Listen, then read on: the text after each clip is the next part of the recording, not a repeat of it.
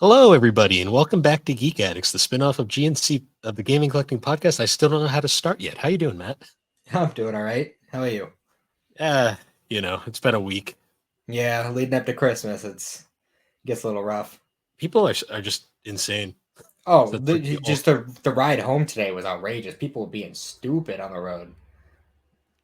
traffic has like significantly increased this last like week or so, and it's crazy. Like, there's a shopping district like right up from where I live, and it's a shit show over there. Like every day this week, Yikes! there's so many lights like very close together, and they just cause massive like traffic backups. Oh, I can imagine.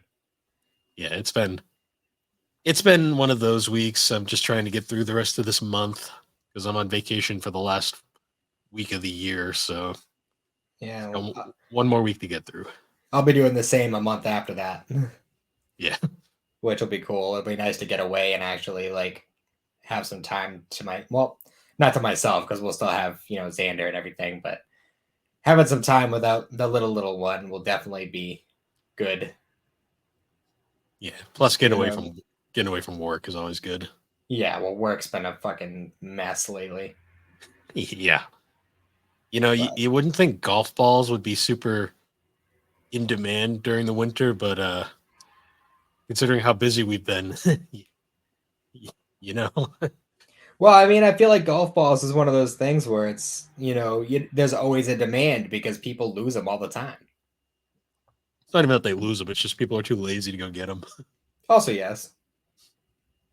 If you want to make a fortune, just go into the woods. You'll find like hundreds of the damn things. Oh, I bet. I'm pretty sure I've heard of people doing that. I have a friend who does it. He never has to pay for golf balls. Yeah, it's not a bad way for sure. Yeah. Other than that, though, it's been a there's our friend the car. It's been a Yeah. pretty it's been a pretty it's been a pretty on and off week. I'm just trying to like get caught up on stuff. I have to because I've been reading mostly this week. I've been trying to get back into anime as well because I really got to catch up on Spy Family and Jujutsu Kaisen before the year ends, and I got to finish Rurouni Kenshin so I can start Attack on Titan next year. Yeah, that's definitely a must, especially since was it the 7th of January is when the last episode comes out in English? I believe so, and by the time I get to watching it'll be out probably, so I won't have any excuse at that point. It Yeah. really just depends on how long it takes me to finish Rurouni Kenshin. Well, you're on the Kyoto arc, aren't you? I'm in the middle of it. I stopped because I just couldn't multitask that and reading at the same time. Understandable. Well, I mean, I don't know if you want to just do like the completionist route and go through the whole thing, but I mean, you could always take a break after Kyoto because that's where the canon stuff ends anyway. Yeah, I might. I'll probably finish it just because I want to get the full experience. But I get that. There's like a weird arc later on where actually there's a couple. There's one that's like all based around Christianity, which is kind of weird. of And then course, yeah, the bad guys are Christians. It's like a crusade kind of thing. And then I think there's I don't know if you remember the feng shui episode of Cowboy Bebop. I do. There's one there's an arc that's kind of like based around that too. Okay, I'm interested. I also But gotta watch. Mhm. I gotta watch the three OVAs as well. Those are definitely at least the trust and betrayal is super worth it. Yeah, I've heard Reflections isn't good from you and other people. So Yeah, it was just bizarre, but I mean, definitely watch it at least the one time. You know. yeah, I'll probably give it. It's gonna be weird because those ones are branded as Samurai X, which was the localization name that they went with for a while. So that's gonna be it. I'm gonna have to get used to that. Yeah, no kidding. And there won't be Also, any won't be any freckle song at the beginning. no freckle. Well, I'm past freckles now because we're in a different intro now. But I forgot it changed. yeah, Huh. um, yeah. So I've I got to get through those, and then yeah. Other than that, then I have no excuse after that. Yeah. I'm pretty excited. As soon as that last episode of Attack on Titan comes out, I'm gonna start reading the manga again and go all the way through. Mm. I've had the last one for like a long time at this point. I've just been waiting for the rest of the anime to finish because I didn't want to spoil myself. No, that's understandable. Uh, Kaguya-sama has one more volume left, and then that's finished over here. Oh, like, oh, hold on. Ugh, Bless you. excuse me. Um, like it's gonna be done, or is it like going on hiatus? Or No, the manga's been done for a while in Japan. oh wow, wasn't aware of that. Yeah, he finished it because he doesn't want to draw anymore. He just wants to write. Understandable. So, what is he gonna do? Like novels or something? Or No, he's so his current series is Oshinoko, and he's writing it, and he's got a different artist.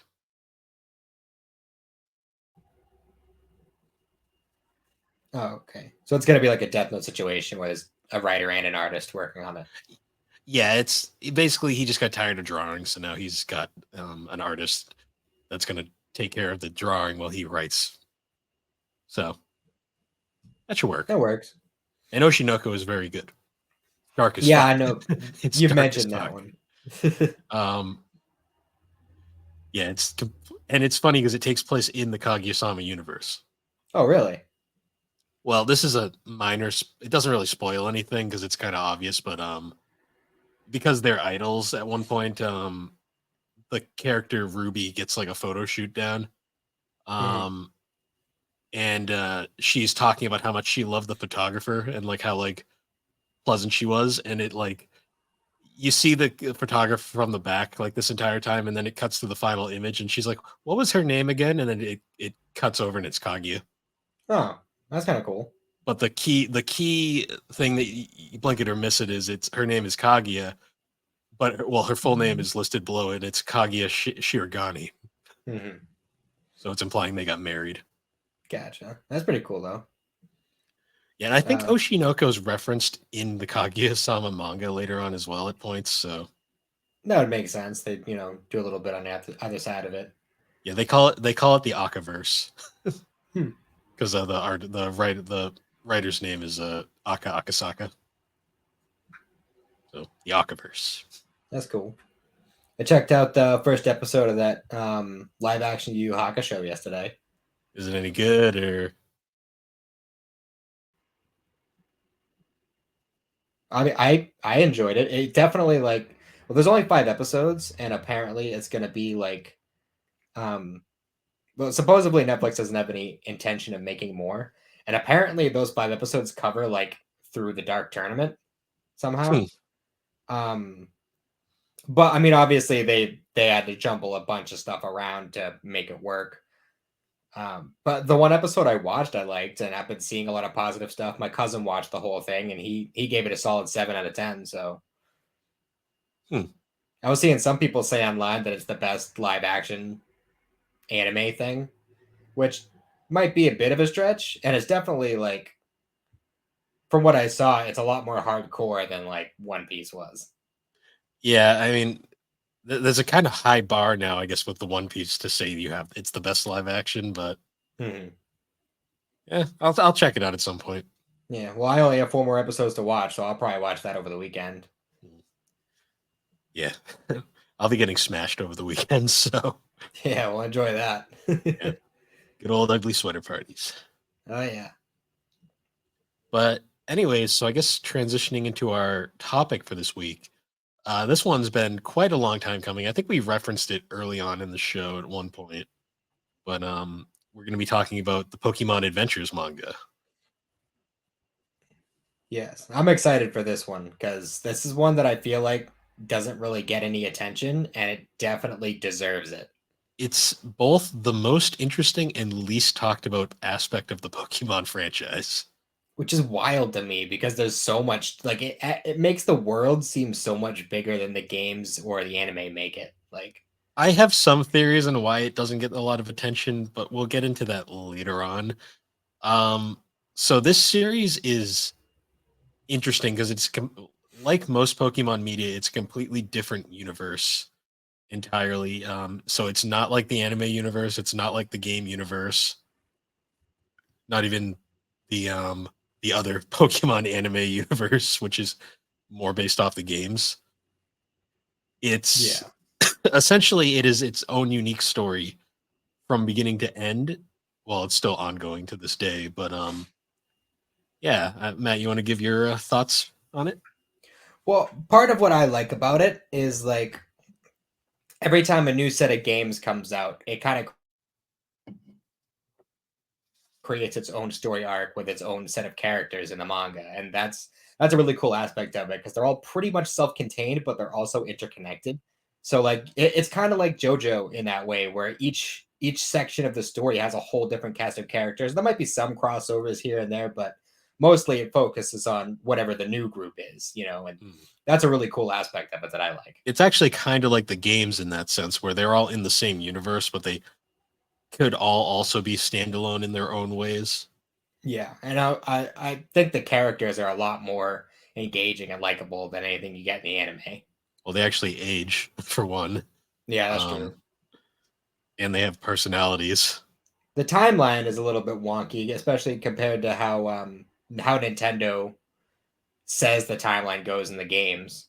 Oh no, the manga completely has its own timeline, which is Yeah, because I think in the games, the first generation and the third generation happen at the same time. that's how it supposedly goes. And then Gen 2 and Gen 4 also take place at the same time. And then Gen 5 is after all of that. And then after that, who knows? Yeah, Other than Sun and Moon takes place years after Gold and Silver because you can meet Red and Blue and they're adults. yeah. It's I don't know. The games are really bizarre, but the manga keeps it pretty straightforward. Well, straightforward in terms of time frame. The manga gets fucking weird very quick. There's some really creative use of the Pokemon, though. Even just in this first little like 7 volume box set, there's all a ton of crazy shit that people do with their Pokemon. Yeah. So I should say for this episode, we're strictly going to be covering the first, as Matt said, box set, which contains the first 7 volumes of the manga, and that is essentially the red, blue, and yellow arcs. Well, the red and blue arc, and then the yellow arc, Yeah. precisely. And I guess to start, a little backstory on the manga itself. The manga started in '97, so this thing's been going for a long time Yeah. at this point. Coming up Yeah, on 30 years. yeah, it really is, and it's crazy because the manga has had one writer its entire run, um, and that is Hidenori Kazuka. I'm sorry if I butchered that. Mhm. And what's cool is he's written literally the entire thing. He's still writing it to this day. Like it's crazy. The manga has had 2 artists in its time. The first 9 volumes were drawn by Mato, um, who I don't know a whole lot about. I tried doing some research on her. She basically did Pokemon Adventures, and then she got ill around volume 9 and was replaced by Satoshi Yamamoto, who's been doing the series ever since. Mhm. But for these volumes in particular, they were exclusively drawn by Mato, who does a very good job at replicating the original art from the series. Oh yeah, the art style is awesome. Like I love a lot of this stuff. Yeah, like she does a really good job at like keeping that feel, but also kind of having it feel like unique at the same time. Oh, extremely. Because Red in particular, he is both very similar but also drastically different from his game counterpart. Oh yeah. Well, first of all, he talks, so I mean, there's that. True, but even like the one from like Pokemon Origins, he's drastically like a different character from. Yeah, he's I noticed in the beginning he's a lot more not to like the level of blue, but he's a lot more like full of himself. Like he's kind of a braggart at the beginning. Well, he's almost like an 11-year-old. Yeah, right. I think the ages are very unclear at times in this manga. Yeah, I'm not 100% sure. A part of me feels like he might be 12. 12 sounds better, maybe. So I know according to the wiki, he is as of this is way beyond what we're talking about here, but as of his most recent appearance in Omega Ruby and Alpha Sapphire, he is apparently 20 years old now. That makes sense.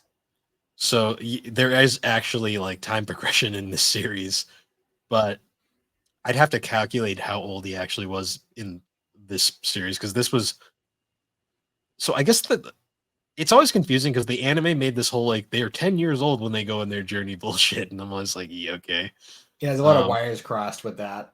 the games always said like either 10 or 12. I mean, 11 or 12. So I'm going to assume he's probably around 12 at the start of this. Right. Um, and it's interesting because like he doesn't have a starter right away. He's got just his Poliwhirl. Yeah, which I thought was really cool having like he already had a Pokemon before he even got his starter, and that was like his partner throughout his childhood. Mm. And you know what really threw me off like at the start is his starter Pokemon is Bulbasaur. Yeah, it's really interesting how they did that, where each character, like if you were to um if you were to take their names and take that as like, well, like red, so he'd be a fire type, and blue, he'd be a water type, but they actually have the Pokemon that is weak to what their namesake is. Well, unfortunately, this only works in the American namings because in Japan, blue is green and green is blue because of how Japan's because of how the game's released in like America as opposed to Japan. It caused a lot of wires to get crossed. Yeah, well, I mean, Pokemon was very complicated coming out the gate in that Yeah. way. Because I believe it was Red and Green were the first games over in Japan, and then Yes, and they came out in Blue. '95. Yeah, and I think Blue was released, and that was like kind of like their way of fixing a lot of the problems and like glitches and stuff. Yeah, because if you guys think red and blue are jank, you've never played red and green. That game, you look at it wrong and it blows up. It's so bad. No kidding. Yeah, blue was the fixed version over in Japan, and then our red and blue are based off of Japan's blue. And then Yeah, they made yellow, which further fixed everything, and then that yellow is based off of our yellow. It's confusing. yeah, it's the whole thing is kind of a fuck show, but Yeah, I think the Pokemon like distribution was actually based upon there's a piece of promotional art for red and blue back well red and green Japan's red and green that actually shows red with a Venusaur and like green sorry, I'm gonna get confused here, blue. So the rival blue, we're gonna get that right, he has a Charmander, and then green, who we'll talk about green when we get to her, has a Squirtle. yeah, So it was a little weird. I mean, I was okay with it because Bulbasaur is my favorite of the three Kento starters, but that's fair. I personally, I've always been a Charmander kid, but true. And Red's always been associated with Charmander. Like even in Pokemon Origins, he had a Charmander. yeah, which it caught me off guard when I read this for the first time, and he had a Bulbasaur. It was really weird to me. I like how he gets it too, where he essentially breaks into Professor Oak's lab, and he's not there to steal anything. He's just looking around, and then he accidentally releases all the Pokemon. Like an idiot. And then he has to go help him get them back. And in the process, he befriends the Bulbasaur that he saw there. And Mhm. Professor Oak's basically like, it already likes you. You can keep it. Pretty much, yeah. Because I think it had like issues trusting Yeah, it was people or whatever, and just for some reason it took to red. yeah, it like had like it just like I think Oak like his claims like he couldn't find a trainer for it because it was difficult or something. Mhm. Also, Makes sense. Professor Oak is like weirdly like edgy in this in this show for whatever reason, Yeah, or right. the manga, I should say.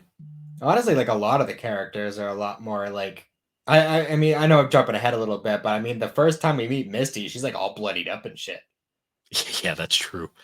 Um, Yeah, but it's kind of interesting because, like, at first the manga feels a lot like the games where, like, Red gets his Venusaur, his Bulbasaur, and so he's got Bulbasaur and Poliwhirl, and then they go straight into Viridian Forest, and he gets he got Pikachu because the Pikachu was terrorizing the forest, was it? Or Let me look.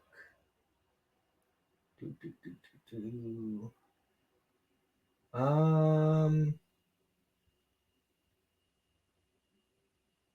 Apparently, I did not take a note on that. I know the Pikachu was being a terror because Pikachu's a little shithead in the manga at first. Yeah, it takes him a while to kind of to warm up to people. Yeah, like because he was kind of a dick in like the anime as well, but like in the manga, he's just straight up a little shit the first couple volumes. Like he doesn't listen to Red at all. He's just kind of like a perpetual grump the entire time. Yeah, And I feel like it isn't until he fights Brock that Pikachu kind of starts coming around. well, because he saves the Pikachu from like getting hit by something, and then it kind of realizes that Red's not such a bad guy. Yeah. Um, Also, the dynamic between Red and Blue is interesting because Blue is so the anime Gary is just straight up a prick, and his game counterpart, the Blue in the games, is also kind of just an ass for no reason. In the manga, he's still an ass, but he's kind Mhm. of like they kind of have a dynamic that I like where they're kind of both like he's more confident than just downright an asshole right away, and he's at the time better than Red in most ways because he's more experienced, so he just comes off as kind of a dick, but he's more just better, which I thought was different. Yeah, he's more stoic than like honestly, I feel like Red is more of a like a braggart at the beginning, and then like later on Blue kind of like I don't he definitely has a little bit more of like a Vegeta streak in him. Like Yeah. he's not a total asshole, but he's still kind of like he's like, "Yeah, I'll help you, but just because it benefits me." Well, there's like a moment later in the series where they get their Pokeballs like mixed up by mistake. I love that whole bit. Well, what's funny is like they drop their Pokeballs and they just happen to grab just exactly the opposite persons, not like a mixed match, which Yeah. comic logic, but and you get this like funny training arc where like Red trains all of Blue's Pokemon his way, and then Blue trains all of Red's Pokemon his way, which is more like uptight, and Red's style is more like nurturing. Mhm. And they actually reference the whole idea of trade evolutions because Blue has a Machamp, and it once it trades it back to Blue, it evolves into a Machoke, and he's like, Other way "Oh, around. oh, Machoke and Machamp. whatever, whatever." I never used that line, so. But Fair he enough. makes a point. I was like, "Wow, I could never get it to evolve." But then also, because this happened right after Blue won the Porygon from the Game Corner, right? So it was like a whole thing where like, oh, this one's gonna be a lot harder to train than if you know caught it yourself. But then like Red ends up with it almost instantly, and that kind of warms it up a lot. Yeah, and then like Blue like go puts all of Red's Pokemon through like this arduous training, and then they get back and they're all like super serious, and Red's like, Yeah, they're like "What happened?" chasing Red around and shit. Yeah, he's like, "What happened?" Yeah. Also, Red is just ungodly good at catching Pokemon in this. Yeah, well, I mean, there will be another in the next box set who is like Yeah. the one who's like wicked good at catching stuff. But What I find funny is though, like if you look at the wiki page, like listing all of Red's Pokemon, it has all of his main ones, and then you go down farther, and it just has this list of like random Pokemon Red caught at one point or another. well, I mean, even just looking at like the like what 2 or 3 chapters that he was in the Safari Zone Yeah, and he caught the almost the entire place. for real, and he just like he's like the king of the forest by the end of it. Like, and they're all worried that he got eaten by a victory bell or some shit. Yeah. So I was we had mentioned this like off topic at one point earlier in a previous recording session, but I commented how I gave Ash a lot of shit for like his ridiculous ways he gets all the badges throughout the anime. And Hmm. after reading this, I kind of give him a bit of a pass now because Red in the manga gets them in the most fucking ridiculous ways possible too. That's true, but in a lot of ways, I feel like it kind of makes sense with this format and like this particular story, because the Yeah, badges are a lot more important than they were in the anime or even in the games, really. yeah, they're more. They have a purpose in the manga. It's kind of ridiculous what that purpose is later on. You find out, but they actually have like different reasons. Also, they're like it feels like there's like only like a limited amount of them now, as opposed to like where there's kind of just infinite ones in like the game slash anime. Yeah, because It seems like they just have like a stockpile of them in the anime and the games where they just hand them out whenever they happen to lose. But here it's like, I mean, jumping around a little bit, like wait, like towards the end of this box set, it's like there's this huge raid going on all these cities trying to find the badges, and it's like I feel like it shouldn't be that hard to bump into somebody who has some, Yeah. I also like how some of like so he literally gets like Brock's badge identically to how Ash got the badge using Pikachu against Onyx, which when I saw that, I'm like, God, I was like, for fuck's sake, like again. Yeah, that bothered me too. But I feel like they kind of move away from like the like at least that level of like ridiculous, like beating a ground type with an electric type. Like that makes no sense. Yeah. He But also gets Misty's badge off screen because you don't actually see him win. yeah, that was kind of weird. I never noticed that the first time reading it. I was going through it this time, and I realized it just went to the next chapter. And he just had it. Well, I thought he lost initially because I was like, oh, I guess he'll have to face her again, and then also he just has the badge, and I was like, oh, okay. um, Another thing too I find interesting is like it's a running recurrence that I notice where like Brock as a character is nothing like he is in the anime. No, and he goes with like the original design from the games where he just has no shirt for no reason. Well, it makes sense because like the Mato's art is definitely based off of the original red and green / red and blue artwork. Yeah. And the anime I don't believe debuted until like much later on. What's funny though is like even like in the games, Brock is pretty normal. In the manga, he's pretty normal. In Pokemon Origins, he's incredibly normal. But then Yeah. the anime, they made him a fucking weirdo for no reason. Yeah, right? That just came out of nowhere. Like it's the version of Brock that everybody knows, but it's actually like the only version that's like that. Yeah. He's just a dude in all the other ones. He's like serious in all the other ones, which is really interesting to me. It's just funny, like going into this like for the first time after only really knowing the anime and game universes for like most of my gameplay experience. It was. I will say this manga hooks you in because it subverts all your expectations about Pokemon. I will say. Oh, absolutely. And like it creates a lot of its own lore along the way too, which is really cool. I also like how like he visits Viridian City Gym early on, and it's like a fucking dump. Yeah, I think that's where he found the Bulbasaur when he was trying to track down all the Pokemon he Yeah, let I out. believe so. Um, But it going through that, like another character. So we got introduced to Misty as well. Misty is actually pretty interesting compared to her uh, anime counterpart as well. way more likable. Yeah, significantly. Which says a lot because she isn't really that unlikable in the anime either. But she just shouts a lot. Well, I mean that was '90s anime, True. but yeah, her dynamic with Red's pretty funny because like she's kind of got like a tough love approach to him on a lot of things. Yeah, but then also there's some points where it kind of seems like she's trying to court him. Red gets courted a lot in this series, from what I've noticed. There's been at least 3 characters I've seen. So actually, no, almost 4. We'll get to that Yeah. later, though. Yeah. They're 12, by the way. Well, that's the other reason why I know that they have to be like at least 11, 12 because all the female characters have like boobs. Yeah, some more than others. Yeah. We'll get to her in a few minutes, but yeah. So Misty was interesting. I actually really like Misty in this. Yeah, she's definitely a lot more competent too.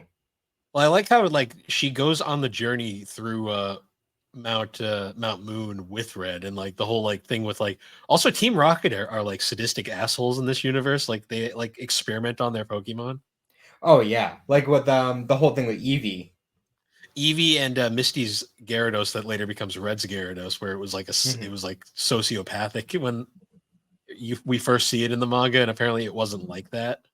Yeah, well, that was what I referred to earlier when the first time we meet Misty and she's all bloodied up. It's because Yeah, she was trying to get back her Gyarados that was experimented on by Team Rocket, and it's like losing its mind and attacking her and shit. yeah, it's interesting, and it's funny too because by this point, like it was still pretty much following the games, pretty like note for note. Like I didn't like see any sort of like weirdness yet. What I find interesting too is like they kind of subtly show like progression in the background. Like you'll see like Blue will appear, and his Pokemon will be evolved at certain points. Like it almost feels like you're watching an actual game going on. Yeah, for sure. I did Um, find it interesting that we saw Mew like almost instantly. yeah, which is I like that more than like how Ash randomly saw Ho-Oh in like the first episode because Ho-Oh would make more sense for like Gen 2. Like Gen Yeah. 1, Mew is like the super rare one. Well, later on, we do find out that Ho-Oh does play a part in the story, even though we don't actually see it. True. Ho-Oh and Lugia, actually. Yeah, because there was some foreshadowing going on for the next arc. Mm-hmm. Um, so another thing I guess we should get to her. Uh, Green. Green is an Yes. interesting character in a lot of ways. Yeah. So for backstory, Green is one of the most confusing characters in Pokemon, like just in general. Because in the early games, she was a dummied out character that never made the final cut of the game. Wasn't Because it? there, Oh, sorry. What wasn't it a thing that they originally were going to make you able to be a girl in the original games, and then they just didn't do it for some reason? so there is like that concept art I mentioned earlier that I believe the starter choice came from. That concept art shows red, blue, and a unnamed female character in a like little black dress with a Venusaur, and that character is essentially the basis for what would eventually become the game character. This is where it gets confusing because canonically she's unnamed, but like the fandom just refers to her as a Leaf Mm-hmm. because Leaf Green. Um, but her design is 100% lifted from that original concept art, which was like the little black dress look, which is what she has in the manga at first. Yeah, and her weird Mickey Mouse gloves. She had that in the concept art as well, I believe. Yeah. Um, yeah, and her introduction is she literally seduces Red into buying a bunch of junk, and then Yeah. runs off. I love the gag though, where he's just like, "Huh, it's not working. Maybe I'll just have to use more." And then he like dresses Pikachu up like a, I don't know, like a samurai or something with all Yeah. this random junk on him. Also, what's hilarious is Red has like no concept of females up until this point in the manga, and then Mhm. I might if I refer to her as Leaf, that's just because I'm used to that. But when Green shows up, she he's straight up like, "Ooh, pretty girl," and just immediately does everything, Yeah, right. which But then is she ends up just being a total crook and, cheating him out. She steals his badges and then she gives them back, but really they were fakes. she dupes him so many times in the series, and he keeps falling for it.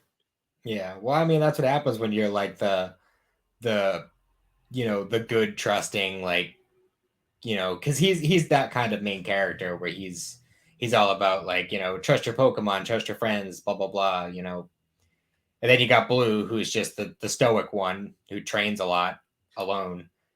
Yeah, And Blue then wants like nothing to do with the main plot. He's just on his adventure.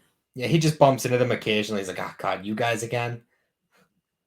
Well, my favorite is when they're trying to get into I think it's Saffron City, Hmm. because it has the force field over it. He's trying to fly in, and then he just sees like Green with her Jigglypuff off to the side, and he's like, "Who the fuck is that?" Yeah, because she's trying to get in too. And also, I love that. I love that that's how she gets around. Is she just kind of floats around with the Jigglypuff? Yeah, yeah. Green is. I like Green a lot because she's like so unpredictable. Yeah, Oh, it'll get a lot more so like as you go further along in the well, series too. the stinger at the end of this arc kind of gives away that there's a lot going on there, but Hmm. I find it interesting too that her backstory. I know it gets deeper because I've seen some minor spoilers, but her backstory at this point that's given to us is she was from Pallet Town. got kidnapped by birds, and then came back years later and Yeah. stole. So it's implied that like Professor Oak mentions that his two starters that he had besides Bulbasaur were already taken. He says Blue has the other, and then the other one was stolen. Yeah. And Which then does create a really good parallel between her and her partner, so to speak, that behind the yeah, curtain. yeah, we'll get to him in the next episode probably, but yeah, so it's like a it's implied that one was stolen, and then we see Green uses a war turtle at one point, and it's immediately you kind of it clicks in your head, you go, oh, that's where the stolen one went. Yeah, because Oak tells Red like almost immediately before he meets her. Yeah, it was basically like foreshadowing in a way. Mhm. I think we should get into well, actually the SS Anne kind of happens before this. Yeah. Which, and this is when we really start learning, like, oh, not all the gym leaders are good guys.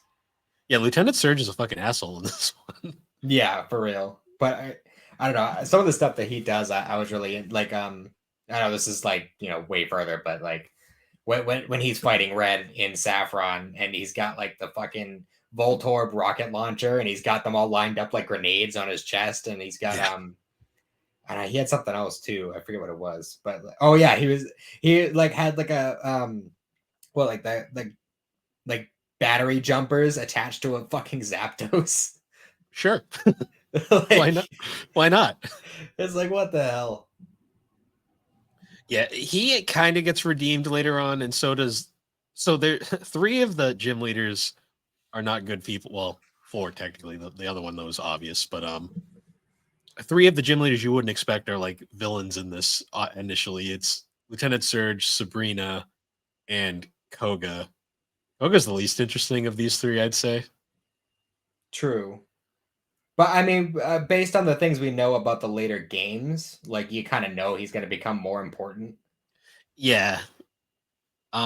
Sabrina is interesting to me in this one because she just wears a Team Rocket uniform the entire time. Yeah, she's real committed to the Team Rocket thing. Yeah. And she's got jealousy issues with Green, which I thought was kind of amusing. Yeah, I really liked a lot of that dynamic. Yeah, this manga, I will say, one thing that's a little weird considering the age of the characters, this manga is very sexualized in a lot of ways, which is kind of interesting, I'd say. It's also very Japan. That's true. I mean, none of it's like explicit or anything, but there's Green uses her sex appeal a lot, and I'm like, you're 13, like Yeah, 12, like however old you are. what are you doing here?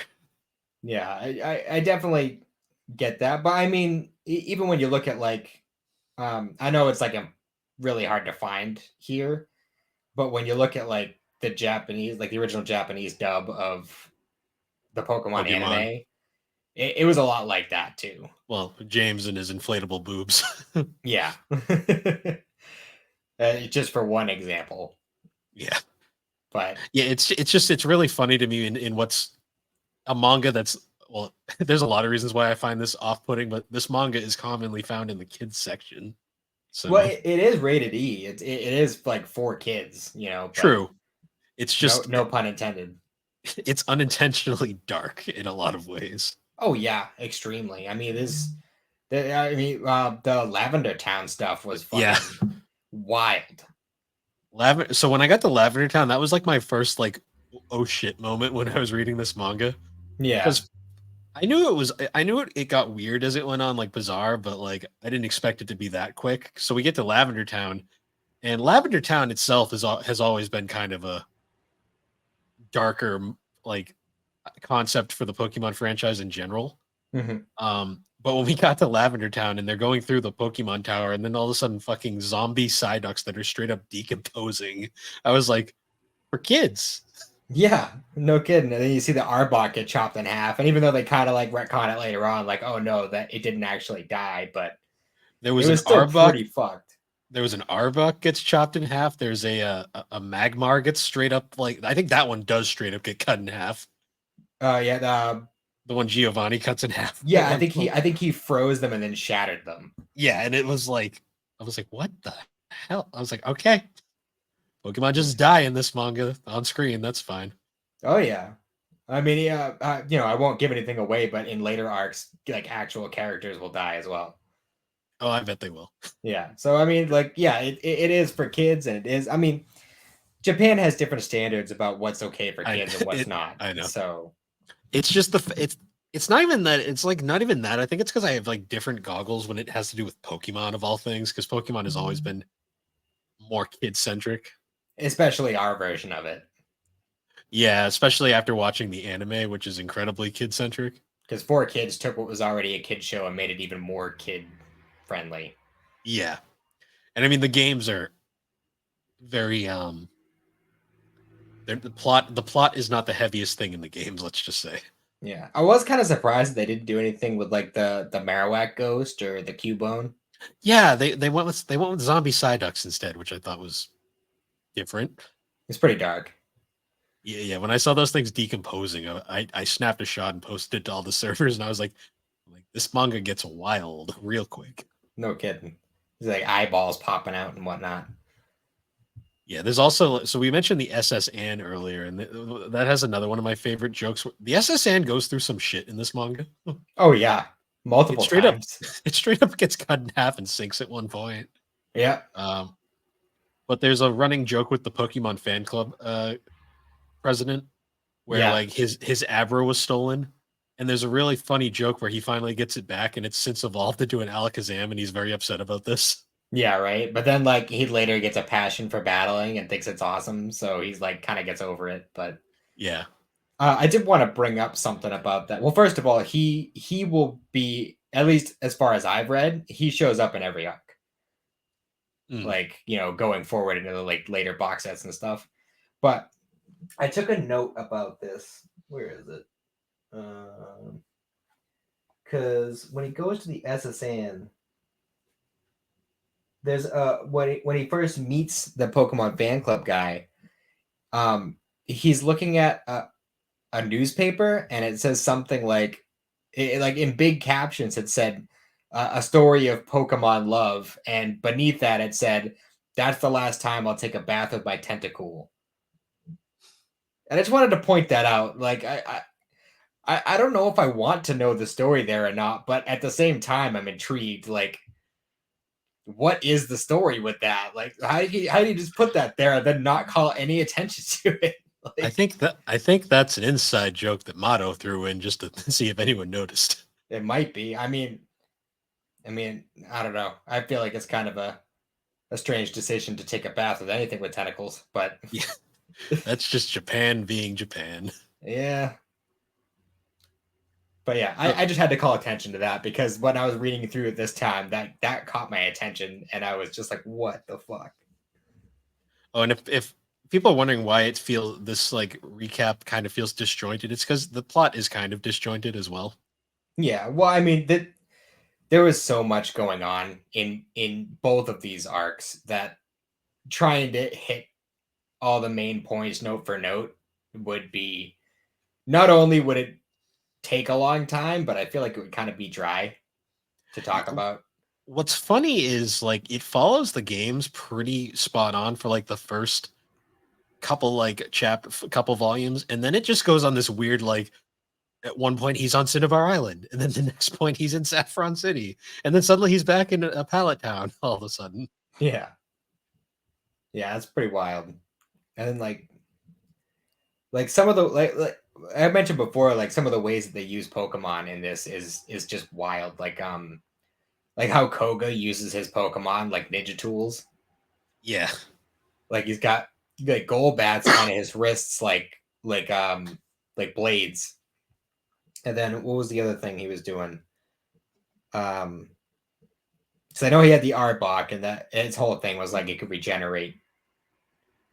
Yeah. He had something else too. What was it? I can't remember. I can't remember off the top of my head. Let's see. Where's Koga? Oh yeah, the Grimer armor. Oh yeah, that was it. That was weird. Yeah, it's pretty wild. I will say there was another interesting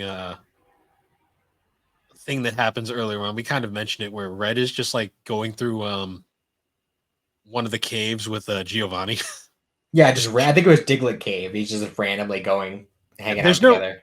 we don't even see like a build up to this. It's just all of a sudden you turn to the next page and he's just chilling with Giovanni, and it's like, okay, Yeah, and they're whatever. like chuckling and shit. One of the things that I haven't mentioned yet is that like even the adults kind of have like a chibi-ish look.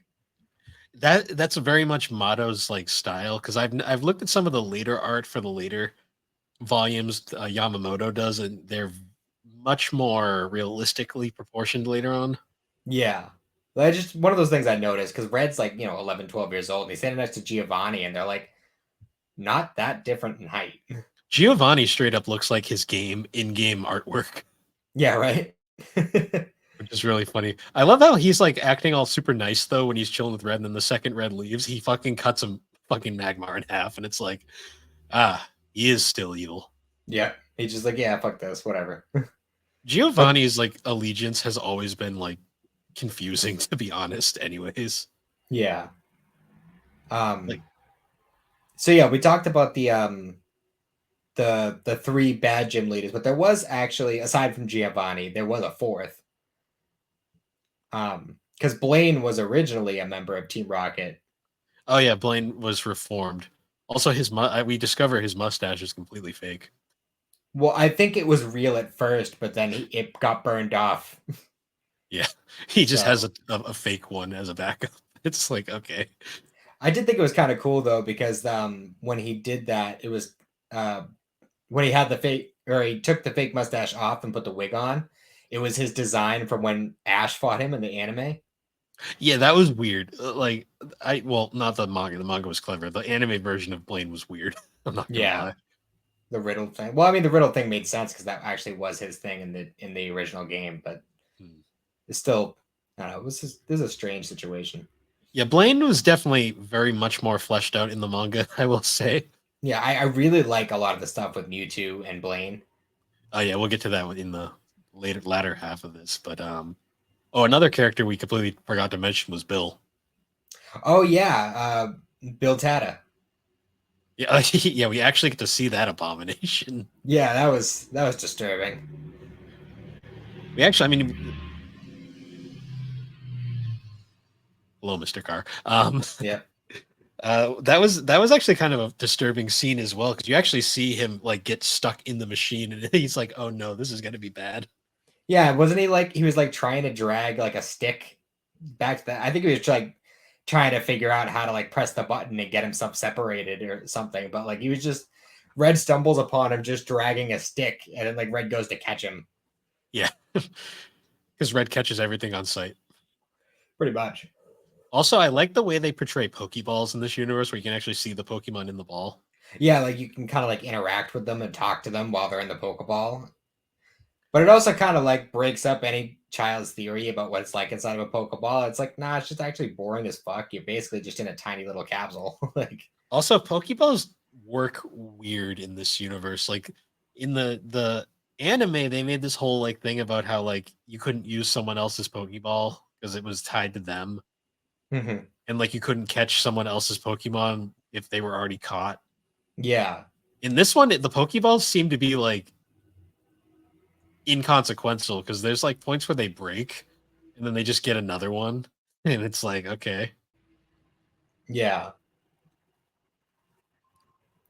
Also, It's like you really can weird just how that works. And then like, I mean, red and blue just switched their Pokemon, and it's considered a trade, even though in the anime they had this whole convoluted like machine you had to use for trading. yeah, that was weird. The anime just kind of, I don't know. The anime just put so much of like an expectation on us that I think at the point where we actually started reading the manga for the first time, it was just so bizarre switching like to that style of it. Yeah, well, it's weird because the anime was really the only thing that any most kids like saw with Pokemon because it was everywhere at the time. Hmm. And this manga also was not the easiest thing to come across back in the day. Yeah, I'm Like not. especially I don't even know when it was released over here originally. I'm assuming not till like around like 99. Hmm.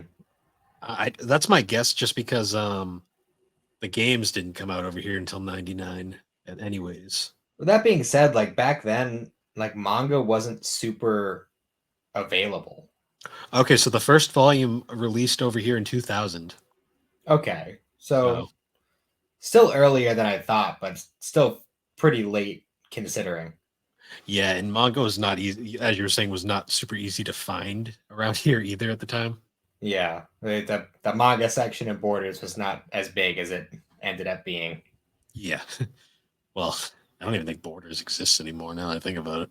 I wasn't even sure. I wasn't sure if we just don't have Borders around here anymore, or if they're just gone I overall. I think Borders is gone. I know Barnes and Noble's like the one that's left.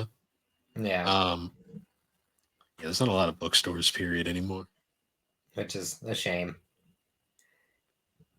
But anyways, so going back to Pokemon Adventures, it- what's funny too is like some of the badges he literally gets them in the sense of like it's literally like the comedic like yoink.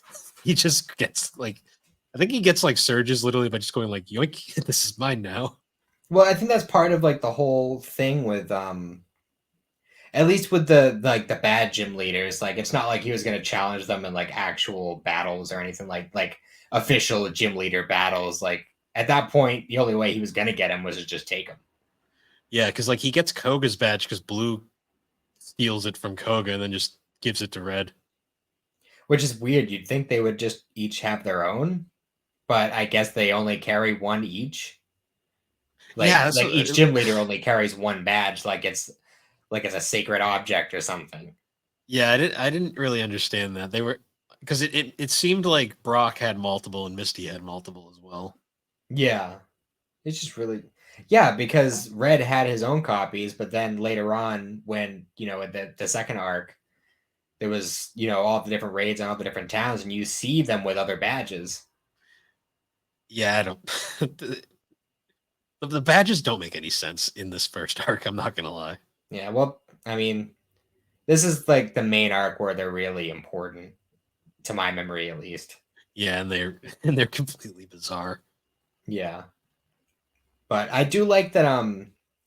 After Green steals Red's first two badges, and like, you find out later that she gave him back fakes, but I think that kind of shows like Red's growth in a lot of ways um because when the badges are first introduced in the manga, it explains that all the like stat boosts and stuff from the games actually are in the manga. So like Brock's badge actually does increase your Pokemon's attack stat and things like that.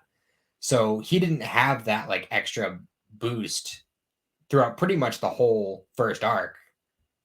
Yeah, So I thought that was interesting when I actually like sat and thought about it. yeah. He also doesn't get he doesn't get his Venusaur evolved until like way later on, because like stays an Ivysaur for a while.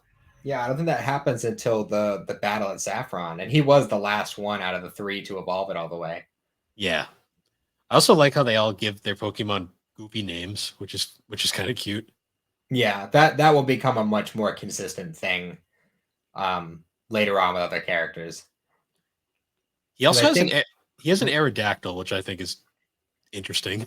which is actually kind of cool because the little like powwow that he had with Giovanni earlier, like Giovanni was actually the one who gave him the old Amber in the first place. Yeah, that was kind of a cool idea. I just like it's just Red's team is so fucking weird to me in the Yeah, because manga. it's what like his like official quote unquote team in the manga is like what? It's Aerodactyl, Polywrath, Snorlax, yeah, Snore. Oh yeah, Poliwrath, the Snorlax, because he's doing that the bike race. the bike race and it's in the way, so he just Yeah. captures it. He like I think he was it like he wakes it up somehow because he didn't have a poke flute or anything, so he woke it up and um he ended up winning the race, but it ate all of his winnings, Yeah, that's exactly what happened. which is silly as hell. The funny part too is like during that race, like Red just like cheats. Well, he spends the rules like to win the race basically. Yeah, because he like takes a shortcut. But I mean, I don't think there was any overt rules about what path you take as long as you end up at the finish line at the end.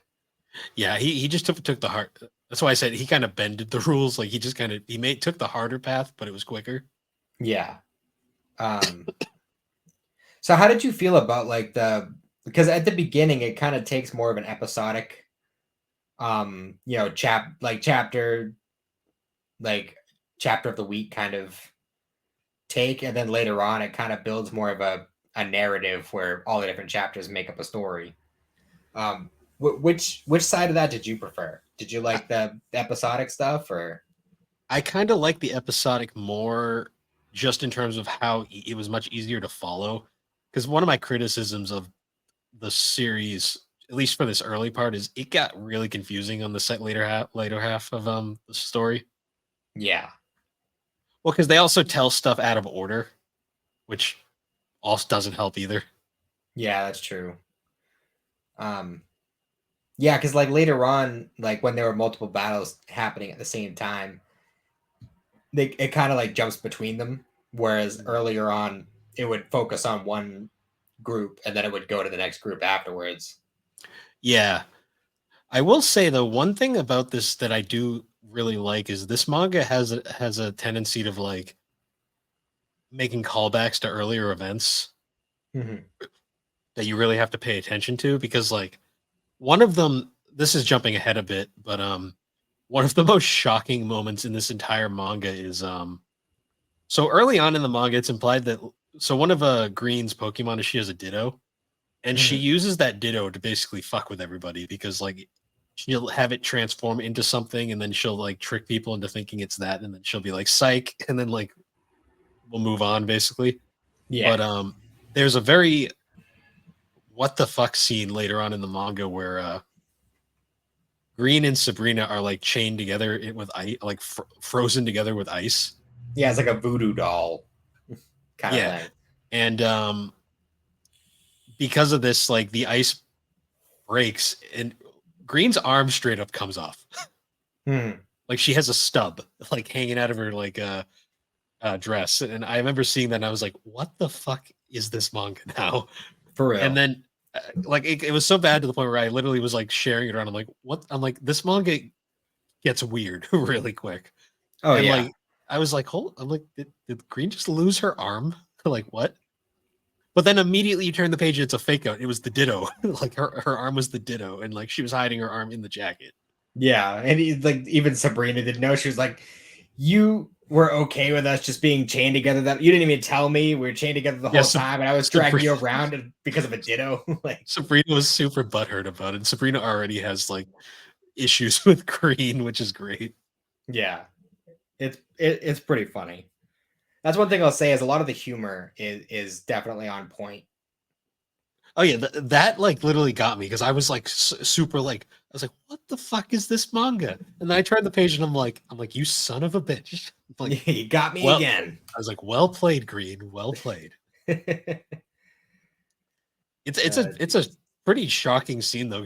Literally, you just see her arm like break off, and then it hits the ground, and then she literally just has this hanging stub on the next chapter, and it's like, well, next like page, and you're like, what?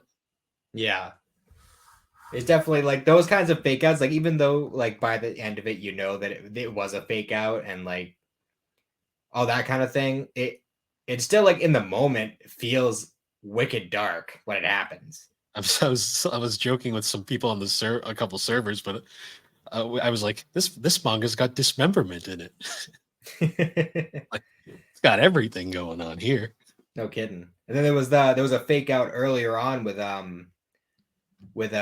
polyrath Yeah, where like you think that a Firo like impaled the polyrath. but then it was Ditto. Yeah, it was pretty wild. Or no, I think in that case it was like a double team, like it was an after Oh, everything. right. Yep, that's true. She does use the Ditto to do similar things though, Yeah, like a lot. including change her disguise herself as Sabrina. Yeah, that was interesting. So that's an interesting. I wanted to bring up. What was your favorite like out there use of a Pokemon. Like Uh, hmm. at least up to this point, like all the crazy shit that people do with their Pokemon to get around problems and stuff. Like what was one that like you were like fuck yeah when you saw it? I mean, I really enjoyed like Blue using his Golduck as just like a fucking platform over the sea. Yeah, that was pretty cool. But how he like it was like hydro pumping and he was just kind of like elevated in the air. Oh, I love how I like how Green uses a Blasty to just fucking hover. Yeah, it just like short distances she could just fucking like a rocket. Also, anytime they have to fly somewhere, it's always great because you got Red with Aerodactyl, Blue with Charizard, and then Green's just floating there with Jigglypuff. Yeah, she's either if she's going short distances, she just uses the Blastoise thing. But if she's gonna be up in the air for a while, she's just floating around on a Jigglypuff. And this manga uses like anime logic where like she's running around in a fucking little dress, but you never see anything because artists Yes, for kids. yes. But I'm trying to think if there's any other main characters from that first arc that we haven't touched on yet. Um, I'm trying to think. I think we covered. Oh, forgot Erica. Oh right. Well, I mean, well, she kind of did a fake out too because she kind of made it seem like she was a bad guy at first. Because that was actually how Red got his Eevee. Yeah, Um, Eevee's weird in the manga as well. that's one of my favorite things out of this first set of volumes is how the Eevee had been also experimented on by Team Rocket and can just kind of shift between the evolutions, but then be able to still revert back to Eevee. Yeah, It's that a was really cool interesting. idea. Hmm. I also like the fact that she basically fake. I love the way she fakes him out, where she's basically like, after he like goes like through the whole journey, gets the Eevee, and then he's like, "This is wrong. What's wrong with you?" And she's like, "Oh, good, you succeeded. Here's my badge." No, this is a test all along. You can keep the Eevee, by the way. Yeah, be gone now. And then Yeah, she pretty keeps much. coming back, and then she keeps coming back. So were you jumping back a little bit when the SSN stuff was going on? Were you like a little confused when the Poly World just kind of evolved into a Poliwrath out of nowhere? Yeah, I was like, "Where's the water stone?" Oh no, it doesn't need a water stone, does it? No, it doesn't need Yeah, it one, does. does it? Oh, does it? It does. Oh, Yeah, it's Waterstone because then uh Poliwrath is a Waterstone and then Politoad is the King's Rock, I think. King's trade with the King's Rock. Yeah, I couldn't remember Um, if Poliwrath was just a level up evolution or if you needed a water stone or not. no, that was a Waterstone one, but then that gets explained later on. Oh yeah, because don't they go underwater and the water stone's missing or something? Yeah, the water, fire, and electric. They're like there was four of them: water, fire, electric, and grass, and they were like special evolution stones that never run out. Ah, So that was kind of like how later on he's like, even though the EV chip is gone or whatever, and he could use those to kind of control which form EV is in. gotcha. Yeah, okay, that makes sense then. Yeah, because Poliwrath just pops out of nowhere and it's like, oh, it's Poliwrath now. Yeah. I remember the first time I read that, I was really confused. And then, they explain it away a few volumes later, but Yeah. um, Getting on to like now the actual championship like battle at the Pokemon Indigo Plateau or whatever it is. They the way that they like so the gyms like do the gyms even have anything to do with the championship at this point? I don't think so. Because, I mean, to my knowledge, Red is the only one who actually has badges Yeah, out of at least those three. And then, Professor Oak wasn't going around getting yeah, badges. that oh yeah, we'll get to that. Oh yeah, we also didn't talk about him facing off against Giovanni and literally obliterating the Viridian City gym. Yeah, right? That was ridiculous. Oh, we didn't even talk about the fucking birds. Oh yeah, they're all there. when it I'm turns out that EV was just a testing ground so that they could figure out a way to combine the three legendary birds into like a three-headed monstrosity. This manga gets so fucking weird. It's so bizarre, but it's such a fun read. They all casually just have legendary birds too, Yeah, no which kidding. is it's always confused me. Is there only one of each bird, or is there multiple? Because it's always unclear in the series. I'm pretty sure it goes with the game where there's only one. Okay, because I know the anime kind of made it seem like there was multiple, but Well, at least with the anime, it was weird because, especially when like the movies made it even weirder too. But well, because the movie 2000 had like there was the Articuno, and it made it seem like that was the only Articuno. But then like in Battle Frontier, there's like a one of the Frontier brains just has an Articuno, and it's like, wait a minute. yeah, and I'm pretty sure there was also an episode in the Johto League section of the anime where Ash just happens to find a baby Lugia. Oh yeah, that also the one I hated the most was the fucking during the Sinnoh Championship, Ash faces off against that guy with the fucking Darkrai. Jeez. And then his Yeah, next Pokemon after the Darkrai gets defeated is a fucking Latios. So I was like, what the fuck? Like, yeah. really? I didn't get that far in the end. I kind of fell off after the four kids' voices changed was when I fell off.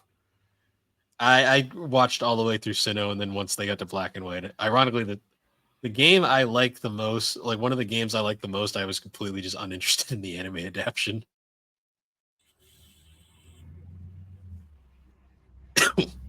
Yeah. Well, by that point, I was kind of losing interest in Pokemon as a whole anyway. I Yeah, was kind of same. just getting to that age where I was kind of growing out of it a little bit. Um, Everybody, because I think every the last Pokemon. game I I was gonna say every Pokemon fan goes through Pokemon Burnout at one point. yeah, well, I'm still in a Pokemon burnout after that last uh, big stint of Pokemon that I had over the past I don't even know how many years. Because Yeah, there was a point where I had like a little group of friends and we were all going through the original games and working together to catch them all and stuff. And I went all the way through Gen 6 doing that. Um, and then by that point, I was so burnt out. And then Sun came out, Sun and Moon, and that kind of left a bad taste in my mouth. So I kind of stopped playing after that. yeah, I've been burned out of Pokemon since Sun and Moon. I, I still say I only got 5 minutes in the Sun before I put it down. Yeah. But where was I going with that? Oh I yeah, we lost were my talking about how. So we had mentioned the battle with Giovanni just and the birds, like we talked about those. We were getting over to the championship battle because I wanted to talk Mhm. about Professor Oak pulling a Master Roshi.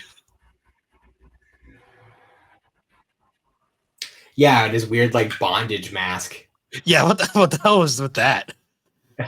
I don't know. I don't know who he thought he was fooling with that, especially with his grandson there and everything. But it's like what it wasn't even a mask. It was just like a bunch of like leather straps wrapped around Yeah, his face.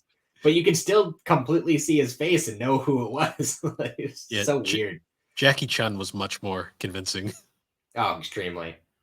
But That was my favorite part of Oak fighting in the championship is like literally the one scene where he gets right where he's facing off against Green, and he just gets right up behind her and he just goes, "Stealing's wrong." yeah, It's right. like what? It was too funny. But I love the like I feel like the whole reason that he did that, like joined up in that tournament was just to lecture Green. Yeah, Because at right instantly after that fight, when he wins, he just bows out. It's just like, yeah, red and blues match is now the final. I'm done. See ya. yeah. He's like, "I'm good. Here's your Pokédex," and then leaves. And I love that him withdrawing after that, like Green starts taking credit of being the third place. Yeah, and they all point out that it's like, well, you technically got fourth, but Yeah. It was just funny. But I like how the way that that whole thing closes out was like how like Red's like empathy and sympathy as a person kind of rubbed off on Blue, and then Blue, his like kind of hard training and analytical mind kind of rubbed off on Red. They kind of like learned from each other's best qualities. Yeah, they very much have the Goku Vegeta energy going on. Yeah, it actually like their battle reminded me a lot of Yugi and the Pharaoh's final duel in Yu-Gi-Oh, Mm, where it was the kind of like the same kind of idea where like they learned from each other's strengths to make up for their own weaknesses, kind of thing. yeah, and it's funny because like it's like Red's just like straight up the champion after this, and it you think that would feel more, I guess back in when this came out, that was probably more significant, but like reading it, I'm like, cool, what does this mean? Yeah, right. And then you literally find out in the start of the next chapter, it means literally nothing, It really. just means like, all right, I'm the hot shit now. Everybody's challenging me, so I'm getting in all these battles. But like, y'all kind of suck, so I'm just bored. Yep. And then we get introduced to Yellow, the series, this manga's first original character. Yes. And her first appearance, I love the fact that her first appearance gives away the whole secret with her, like later on. Well, the funny thing is, the first time I read this manga, I don't know what, maybe I just had a few days between the volumes or something, like between reading volume 3 and volume 4, but I had totally forgotten that that interaction had happened when I read it the first time. It's so random. Like Red meets her and then just immediately disappears, and then like we cut to like the next arc, and it's like Red's just getting challenged by all these people, and then he shows up later, and it's just like, oh, okay. Mm-hmm. Because like this is where it gets even weirder. Because like at this point now, like Red's like getting challenged, and he gets like this one really big challenge, and he goes off to face against the. It's implied to be Koga of the Elite Four, and then he just straight up vanishes. Bruno. Yeah, Yeah. I mix See those that? two. I mix those two up all the time. Well, it also is confusing because it also is confusing too because Koga becomes a member of Joins the the Elite Elite Four later Four. on. Yeah, but Mm-hmm. yeah, it's like Red is just missing, and then we got to Yellow, and then Yellow finds Red's Pikachu, and it's like all battered and bruised, which is like, what the hell happened? Yeah, it had like a scar on its ear or something. Hmm. And then we find out Yellow has magical powers that can heal Pokemon. And read their minds. Yeah, I un- I understand why Yellow's not exactly the most popular character because she does feel very clearly a fan character, kind of at times. Yeah, I get that. I don't know. I felt like I enjoyed Yellow as a character a lot more on this reread than I did previously. She came off as just kind of boring to me. I'm not gonna lie. Yeah, well, that was kind of my first impression too. But like, I also kind of see where I know kind of more about where she ends up later on. So I'm kind of looking at her arc as a whole rather than just the isolated 4 volumes in this case. Yeah, they also have like this whole. We find out why later on, but there's a whole like running thing where she's pretending to be a boy for most of the storyline, Mm-hmm. basically by just wearing a straw hat, hiding her ponytail. Yes. And I laugh because I see it. I'm like, she looks like a girl. Like, I mean, I don't. It doesn't. It's not a great disguise. No, it's really not. But But I guess because they're supposed to be. It's because of how the art is drawn. Like anime and manga characters just inherently look more feminine at times. yeah, well, and Um, she is, I'm pretty sure, supposed to be younger than the rest of them. So I yeah. guess you can So kind of get how she could pass as a boy in that way. yeah, it's just one of those things where it's kind of like, I guess because I read this like right going from the first arc to the second arc. I already saw the little spoiler where it's like, oh yeah, she's clearly a girl, but Yeah. it's also you later find out the reason why she's pretending to be a boy is completely like not really consequential to anything. Yeah, I still don't really understand why Green told her to do that, but Green doesn't make a lot of sense all the time. no. Or actually, you know what? Now that I'm thinking about it, I think Green specifically said pretend you're a boy until you can use being a girl as a weapon. Right, right. Oh yeah, Pretty much saying, don't say that you're a girl until you hit puberty and can use it. yeah. which is Granted, Green's the only character in the series that does this, but yeah, as of it's now, I bizarre. haven't read the later ones, but I don't remember there being another character that's like overtly uses that. true, true. At least to my memory, out of the ones I've read so far. I think it's just jarring because like they completely made this personality up for Green just out of out of nowhere because she had nothing. Yeah, they really had nothing to work with in that case. And then because the only other appearance aside from Fire Red Leaf Green, to my knowledge, in the games was she appeared towards the end of the Let's Go games. But that's like considered a different version of the character entirely at this point. But I feel like the little bit that you do get of her in that game feels to me like they just kind of lifted her character out of the manga and stuck it there. She's a bit more dark and broody in Let's Go compared to how she is in the because the manga she's just a flirt, really. Yeah. But Let's Go is also like its own canon anyways, so yeah, I don't know, it's weird. yeah, trying to figure out the game canon is just not worth it sometimes. Oh, I just straightened out my back and just every bit of it just cracked. Happens. uh, So I have an awkward podcasting setup, so I'm hunched over for a lot of it. gotcha. But going back now, so there's like this whole mystery going on of like what happened to Red.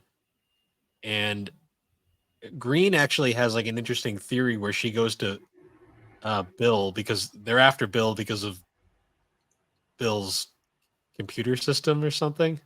Something like that. I don't remember why they go after Bill.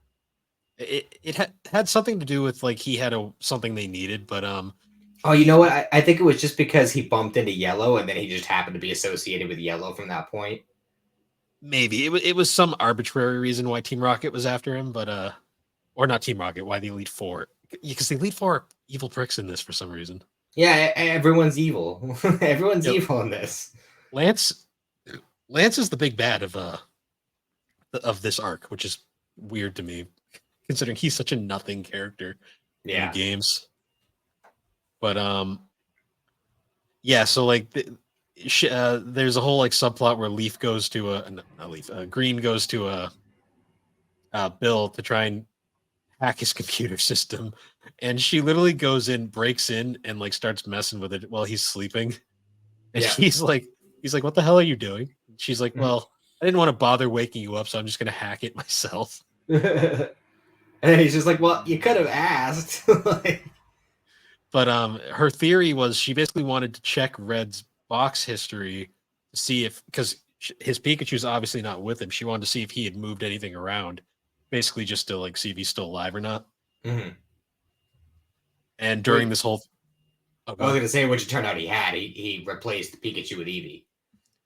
Yeah, which it's confusing when that happens exactly, but this entire arc is kind of told like all over the place wise, but literally, and then after that though, like the Elite Four show up and basically blow up like Bill's entire building. Yeah. And then there's like this whole thing where they're hiding, and like Leaf uses this. No, I'm gonna keep saying that, but Green keeps using this like weird like talk like bubble thing to like talk to her Blastoise. Yeah. She's got a gadget for everything, and like it makes me wonder if this is also one of her snake oil sales that she has going on. Well, apparently it works for her, so I mean, I can't really alter for it. She's got all sorts of weird gadgets. Oh, how about the just throwing this out there randomly, just popped into my head. How about the fucking Hitmonlee's spring legs? I saw that and I was like, is that what they were supposed to be? Because I've never seen that in any of the games or in the original anime. It's always just been legs, but like all of a sudden in the manga, now there's springs. I've never actually seen. I don't think I ever had Hitmonlee in the 3D games, so I've never seen him animated in 3D. So now I'm actually curious because I wonder if that's a thing or if that's just something that Mato just kind of thought of. I think it's a Mato thing because I know I've used Hitmonlees. I don't remember if it was in the newer games or not, but I know for a fact I've definitely used Hitmonchan and Hitmonlee a bunch of times, and that's never. until I read the manga, that didn't even cross my mind that they were springs. Yeah, it's just a weird like. Also, It's kind of cool though. Bruno's just kind of a bastard, even though it's later revealed that he's just brainwashed. But Yeah, he's actually just actually generally a pretty cool dude. And he's just he just wants to challenge himself and shit. He's just being manipulated. he's just like it's just if Goku was manipulated, basically. Yeah, and then Lorelai's kind of the same, but more old school brainwashing rather than like psychic Pokemon brainwashing. Agatha's just straight up evil. Yeah, because Lorelai was like recruited as a child, and she had like witnessed a bunch of um like pollution and stuff that had hurt her Pokemon and that kind. We should probably bring up what the Elite Four's actual motivation is. They hate humans that because they're ruining the world for Pokemon, so they want to basically eliminate the vast majority of the population of humans and only leave like the elite. Team Plasma, the origin story. Pretty much. Yeah, that's it's a weird the whole weird thing. And it's funny because like they go through this entire thing and it's like where the hell is Red? And it's like you keep seeing glimpses of what happened with Red during his fight with Bruno, Mm-hmm. but we later find out he was frozen by Lorelai. Yeah. Like he's straight up in a block of ice for like a good couple volumes. Yeah, but then like, by the time they find out that he was frozen, he had already gotten out. Yeah, because he like eventually waltzes back in on the scene. Mm-hmm. Meanwhile, like all the gym leaders and all of the Pokédex group are essentially they're all converging in this like one battle. They're all basically fighting off against like Lance and Agatha, and like Red just kind of like waltzes in. He's like, "Hey guys, I'm not dead." Yeah, right. He just kind of shows up. He's just like, "Hey, guess who saved me?" You'll Yeah, never guess. yep. And then he reunites with Pikachu, which is heartwarming. Oh yeah, always. I'm not gonna lie though, the fight at the end was kind of anticlimactic. You think so? Uh, maybe just because of the way I read it, but I was kind of like, oh, they're fighting Lance. It's like, oh, Lance is done. That's it. Well, I mean, I kind of like how like they made this huge deal about Red being missing. We need Red, and everything. But like he pretty much just beat Bruno, and that was kind of it. That's all he did. And Yeah, Yellow was kind of like the main focus. Like Yellow was the one who was fighting because it was a whole thing where like it wasn't really like a prophecy, but it was kind of like just more of a known thing. Like the only person who could beat. Oh, because it turns out that Lance is also Viridian Forest and has the same power as Yellow, and that's yeah, actually that was a thing. yeah, that's why Green recruited Yellow specifically because apparently you can only defeat someone with that power if you also have that power and a Pokemon who's from Viridian Forest. It was convoluted, so that's why Yellow is like the one. But then like Giovanni shows up, he's like, "Guess what? I'm from Viridian too." It's like, okay, Good for cool. you. Oh yeah, we have to mention Blaine and Mewtwo because they are a interesting idea. Yeah, I really like the whole like we didn't even talk about the Mewtwo thing at all when we completely passed over that. Because Um, it kind of gets glazed over when you first see it, and then like we get explained later on. yeah, but the whole like concept of like the reason why Mewtwo is the way he is because Blaine used his own DNA to make him. So Mewtwo is actually part human, but it turned out that Blaine had it's kind of up in the air about whether or not it was on purpose or an accident, but got some Mewtwo DNA into him. So they have like this weird like Symbiotic bond. yeah, like an invisible like connection between each other, and like Blaine's pretty much like slowly dying from it, but that also kind of makes him like his Mewtwo's official trainer.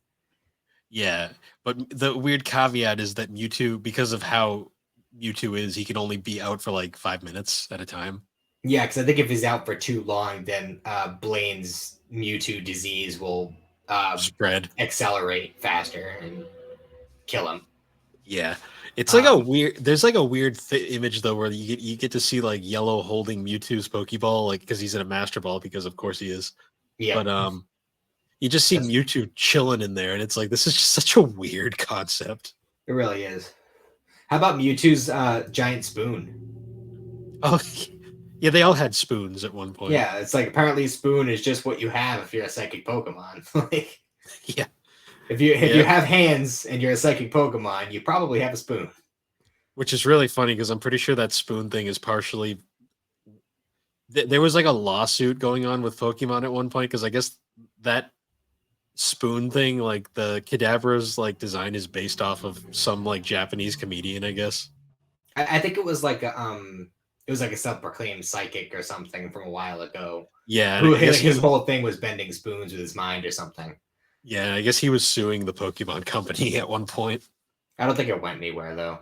Nah, it's just I really mean, funny though. obviously they still have spoons, so. There was a point where Kadabra wasn't in like a bunch of media. I know that, Mhm.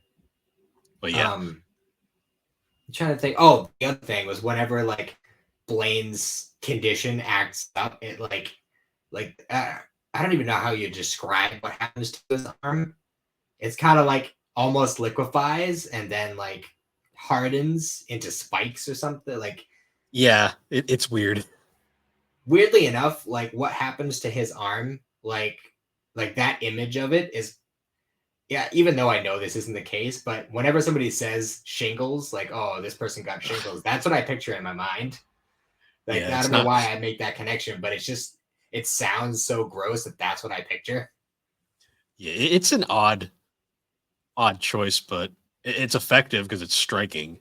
You know, it's extremely effective because it's like, oh, yeah, you are actually dying from this. Like, Yeah, it's funny. Like, there's so many like weird like little subplots going on here, and I'm sure they all make sense later on. So I'm looking forward to reading like more into this like as it goes on.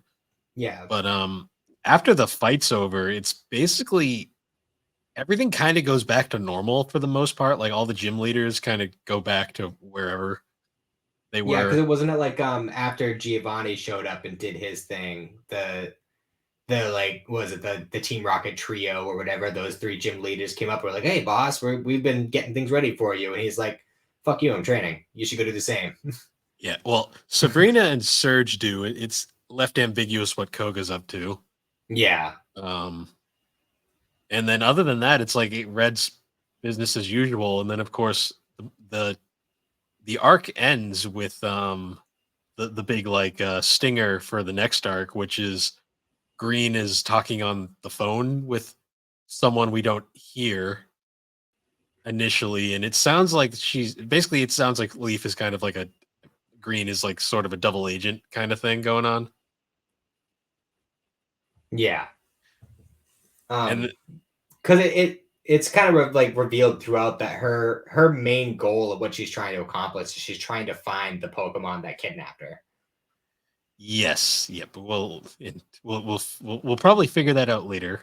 I'm Well, we did guessing. see I mean, we saw the silhouette of it, and anyone who knows Pokemon knows what it is. It's Ho-Oh. Yeah, And and the whole thing that Lance was trying to do, he was trying to summon Lugia and like take control of it to like destroy the world or whatever. yeah, pretty much. Yeah. Oh, also Green just has a Snubble Sure, that she why just not? never used. She just had it, which is weird. Why not?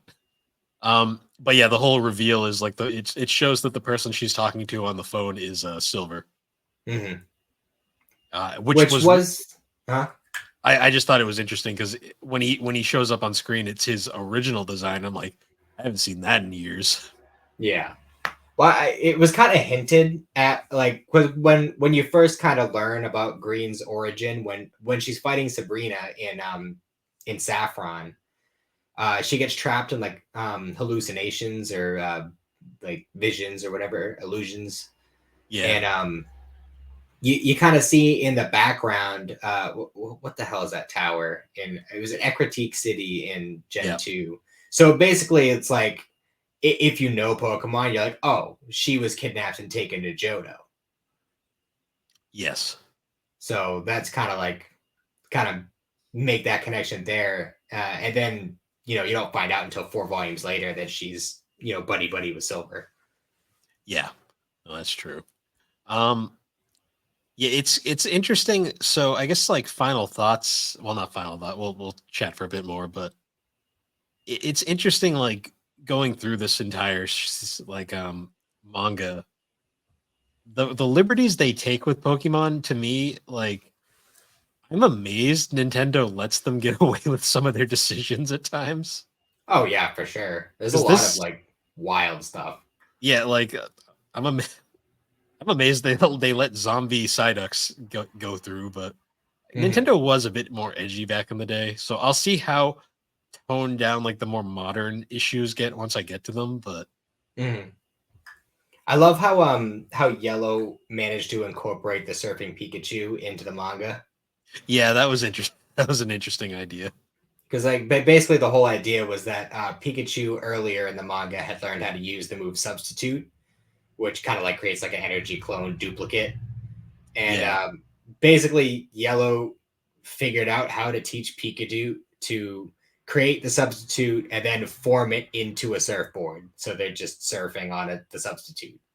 yeah, it was a clever idea to make a reference to that really obscure thing you could do in Pokemon Stadium. Yeah, there's some really wild stuff in this manga. Like I took like 12 pages of notes on this, and I barely touched on a lot of the stuff that I talked that I took notes on. But like there's just so much to it. It's hard to cover it all. The amount of fleshed out characters too is pretty interesting, especially for a series where the characters mostly don't have personality. Yeah, I mean, in the game universe, red and green don't exist at the same time, right. which is a weird. That's like the only instance of that I believe, because I Hmm. know all the later series, like if you're playing as the male protagonist, the female protagonist appears in game in some form or another. Yeah. Gen 1 is like the only one where they just straight up don't. Well, Gen 2 kind of as well. Heart Gold Soul Silver kind of changed all that later on, but Yeah. and completely wrote out a character that we'll be seeing in the next volume. Hmm. But other than that, though, it's like it's interesting to see, especially because like the personalities they give the characters to are wildly different. Yeah, and I do like that each of the characters feel unique as you're going through. Like it's not like they're just cookie cuttering each of these characters. Like they are distinct and fleshed out individually. Well, yeah, especially like comparing manga red to game red is very interesting because game red is straight up a stoic, doesn't say anything, supposedly like over like way more powerful than anybody trainer. Hmm. Kind of a lone. Red is weird in the games. Honestly, the more I think about it, Yeah, um, blue is like less of an ass, but just kind of more of a. He's less of an ass and more of a bastard in the manga. yeah. Because there's some points in the manga where he's just straight up like, no, I don't care what happens to you, but this One of thing the over here involves me in some way, so I guess I'll help. one of the most dickish moments he has in the manga is what during the brief period where Red has his Pokemon. There he catches it's like a Ninetales, I think, Hmm. and Red catches it, but then Blue just takes it because he's like, well, you caught that with my Pokemon, so it's my Pokemon now. Yeah, right. Despite it being Red's Pokeball and he did all the work, but Stupid. that's why I don't get the Pokeballs really in this universe. It seems like they're just kind of a holding device for the Pokemon at this point. It's basically just a cage. Like Yeah, it's like the cage doesn't care who holds it. It's just a cage. Does its job. it's funny because it's like it's implied too that other people can catch other people's Pokemon. Yeah, Because because I didn't Red catch someone else's Pokemon at one point? yeah, he catches the Gyarados that was supposedly Misty's Pokemon. Yeah, but I thought there was another point where he was like specifically like, "Oh, there's a wild Pokemon. I'm gonna catch it," and then somebody comes out and it's just like, "Hey, that's mine." Oh man, yeah, I think there is at one point. It's confusing how they handle that because it's basically just kind of like, well, It's in my Pokeball now. Yeah, right. I did like how sometimes, like, especially whenever they're doing stuff with the Pokedex, like it would show like the Pokedex screen and it would just be images from the games. Yeah, that was clever. That was a nice Um, touch. Also, how in the manga it reveals that the whole canceling evolution thing is unique to only Pokedex holders. Yeah, I thought that was an interesting. That was actually a pretty funny scene where Yellow's Rattata or Rattata evolves and it evolves into Eradicate, and she's all distraught about it. And it's like, you could Yeah, have canceled it with a Pokédex. yeah. I that was one thing I liked about like the final battle was how Yellow was just like, oh well, I've actually been keeping my Pokemon from evolving this whole time, but now I don't have the Pokedex, so I can't do that. They all evolve at once, and Yeah. actually, at the end of the day, Yellow's team is actually not bad. Like, No, just the way that she kind of like everything always works for her, I felt was a little like contrived a bit. But I think she's supposed to be more of the player character in this world because we can't be really read at this point. yeah, well, I mean, she's like the super empathic character. Like, she doesn't really like she ends up eventually developing a taste for it, but she's not crazy about battling in general. Yeah, it's So, like I mean, that kind of fits their character. yeah, it's interesting how they handle that. I'm curious to see where it goes because I've heard people say the gold and silver arc is one of the best. It's my personal favorite, but I also, I mean, that's kind of like a bias because Gold was the game that I played the most as a kid out of Yeah, like the original Game Boy versions. that's understandable because like I'm looking forward to getting to the Ruby and Sapphire arc just because I grew up with Ruby with the Emerald version as a kid. Yeah, well, see, it's weird for me because I had a copy. Like my first Pokemon game ever was Yellow, so I guess that's part of the reason why I am a little bit biased towards Yellow as a character. But also like Gold was the one I feel like I played the most, but Ruby was the one I got on my 10th birthday. Hmm. So like those three games in particular are like, so like I like Gold a lot as a character in the manga. Yeah, Um, he's obviously I'm not going to go too much into detail, but he's a lot more. I don't know if edgy is the right word, but he's not as much of a goody two shoes as Red, but he's also not like a bad dude. yeah.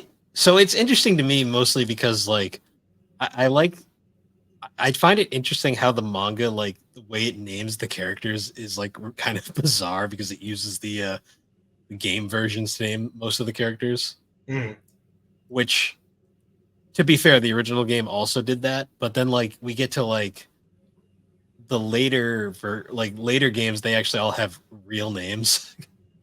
yeah, Well, because like in Heart Gold, Soul Silver, I think Gold is Ethan. Silver's still Silver for whatever reason. huh? Um, and then Chris was just erased, and she's Lyra now. That's oh yeah, in the games, yeah, Yeah, in the that games. was weird. Because then like Ruby and Sapphire, I know in the manga it's like they're literally Ruby and Sapphire, but in the game it's Brandon and May. Yeah, that was weird. I don't understand why they did that. That could just be in a Western thing though. Well, no, he's always been Brandon, and well, they have Japanese names in Japan, Yeah, well that makes sense. obviously. But Um, I that's what I'm excited to get to is the Ruby and Sapphire ones because that was one of the ones like when it started I wasn't crazy about it, but as it went on it grew on me, and by the end of it I was like super invested in their story. well, I've heard Sapphire is a very different version of May, so Oh yeah, she's like the best character in that arc. okay, I'm looking forward to it then. She's like I don't know if you want me to say anything about it, but Nah, I'll get to it. fair enough. But yeah, it's really fun, and I like the way that at least up until was it Fire Red, Leaf Green, Emerald, up until that box set or through that box set, I should say, it's all interconnected stories. Like you're gonna see these characters from the stuff that we just read in the later arcs. Hmm. Yeah. Diamond Pearl Platinum is where it kind of starts to reset, and like it is still technically the same world, but it's a lot less involved with the previous stuff that happened. Yeah, it's kind of like it's kind of like the games actually, where like everything was kind of connected, and then we get to like the later entries where they all kind of feel like super. They end up feeling like super standalone, but they're also vaguely connected. Yeah, because there are, I think, I'm trying to remember, because I know the Pokemon, like I said, the Pokemon fan club chairman guy, he appears in all of them. Yeah. Um, and I know there was I forget which ones, but I think maybe Blue's sister shows up in Diamond Pearl at one point. Oh, And Daisy, I think her name is. She appears yeah, for like 1 second in this arc. yeah, I think she shows up, and I feel like maybe Bill. I've seen a still that Green appears in black and white at one point, Mhm. so there's definitely a lot of crossover. Yeah. So even though like the stories aren't as interconnected as they are up to that point, they're still all part of Well, yeah, especially the considering same universe, and you're still gonna see other characters that you're already familiar with throughout. yeah, especially because like the Heart Gold Soul Silver arc takes place after Diamond and Pearl, so they're all definitely in the same universe. Mhm. Um, just for the listeners, we are having that a little bit of that lag problem we had a couple episodes ago. So if there's some weird silences or us talking over each other, that's why. Yeah, I gotta figure out what's causing that. I don't know because it didn't happen last time, so I don't know. Hmm. Yeah. Other than that, though, like we're gonna obviously revisit this later on once we finish. Well, probably once I finish reading Gold Silver, because you're gonna be rereading. I'm assuming. So Yeah, well, it's been a little bit since I've gone through them, so I'd need the refresher anyway. I remember a lot of the vague, like major plot points, gotcha. but a lot of the specifics are lost on me. Okay. Yeah. So I'll probably start reading that like just gradually over the next month, and then once we're caught up to it, then I guess we can do the next one of these. Yeah. That'll probably be like within a few episodes or so. Um, Although I would like to break it up a little bit, like maybe do some standalone mangas here yeah, and there. no, Like like I'd we like to won't. cover Sandland at some point. Hmm. That would be cool. Because that one's just a single volume, like the one and done kind of thing, and that'd be kind of fun to talk about with a little bit more detail. Yeah, no, that would be cool. Like, I figure I'll just read like Gold and Silver in the background just so I can keep up with it because it's hard for me to keep up with manga, Yeah, for sure. especially when I have a schedule when I'm under a deadline. Because this was surprised. Like, I literally only finished the final volume of this last night because I just have so much other stuff I gotta keep up with. Yeah, I'm with you. I mean, you know, I think I was finishing like a volume a day, but like with the amount of notes that I ended up taking to try and keep track of the storyline and what was going on and stuff, and just to keep stuff in my head, like the act of taking the notes throughout reading it, like I could have sped read through all of them, Mm, but if I wasn't taking notes, I was going to end up losing a lot of the thread of the plot along the way, and I didn't. There's a lot of stuff I wanted to bring up, and I'm sure I still missed some stuff, but yeah, um, like I'm gonna say like final thoughts. Like I do recommend people check this out because it is definitely the most interesting Pokemon side series probably that's ever been made. My whole thing is though, like it's weird to me because it starts off really strong. Like those first couple volumes are like get you sucked mhm. in. It kind of gets a little convoluted towards like around volume 5 and 6. Um, I admit, like, and it was a bit hard to follow, but you're still kind of engaged with what's going on, and it's such a you kind of want to know what happens next. So It doesn't Yeah. really lose you from it, but it is a little hard to follow, which is probably my only real criticism I'd have with it. It doesn't get as bad. Like I honestly, I think that yellow part is like that to my memory one of the lower points. And even then, like there was still a lot of stuff to like about it. You know, there was still plenty of things in that arc that kept my attention and made me interested and keep wanting to read. But To me, I think um, the biggest problem with the yellow arc is just the weird kind of mismatched storytelling where like it's told out of order, which I get is a plot thing that some mangas and animes do, but it's just like especially going from the rather straightforward first arc and then jumping right into the second arc, which is kind of all over the place. It's a little jarring. yeah, that's true. And I feel like Yellow is better served as a side character rather than a main character. Yeah, is she ever a main character again after this, or is she pretty much side character for the rest of it? No, I mean I think at one point she kind of acts as like a liaison. Like I mean, and that's a big word for what she actually is. It's rather a stronger word than what she actually was. But basically, she was kind of like, from what I remember, she kind of shows up and meets like the current main, and then like later on, the other characters become involved. But she's never like the main character again. Gotcha. Everyone kind of has like their own arc, and that's theirs. And then they'll show up later, but now it's the new character's domain when that happens. Gotcha. So, All right. Well, I look forward to reading the next part. Any final thoughts before we wrap this up, or um, not in particular. It's definitely worth a read. Check it out. I believe you can read them on the Shonen Jump app if you don't want to invest in the actual books. Although I do suggest the box sets are extremely affordable, and I don't know if by the time this is released the deals will still be going on. But as of right now, leading up into Christmas, I believe you can get this first box set that we read for like $35. So mm. pretty affordable. I also highly recommend the collector's edition volumes. So if you really want to read this arc, it literally is just the first three collector's edition volumes, like uh packed into like these really high quality, like they're not really Viz bigs, they're more on par with like the Viz signature line, which Mhm. is just generally a higher quality collection. Those are very high quality, like the paper feels really nice, and it's probably better than the singles in all honesty, but it all depends on how you want to invest. Yeah, I started getting the box sets before the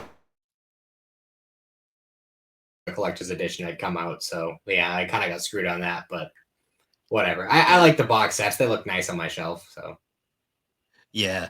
I mean, the collector's editions look really nice all together.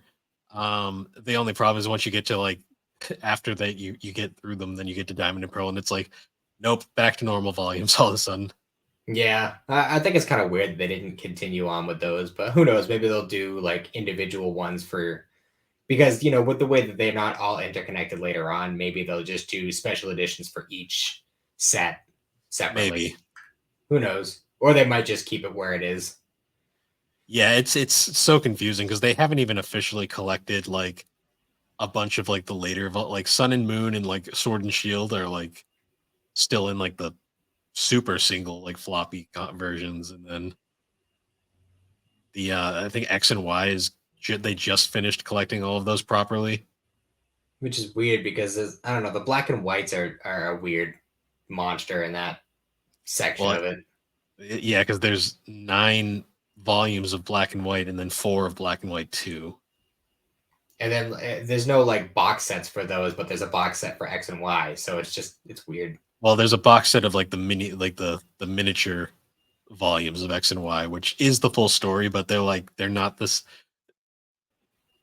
They're passable, but I kind of wish in hindsight I knew that you could get they're all the X and Y regulars were available because I would have got those instead just to match. But oh well, Yeah. live and learn. Yeah, no kidding.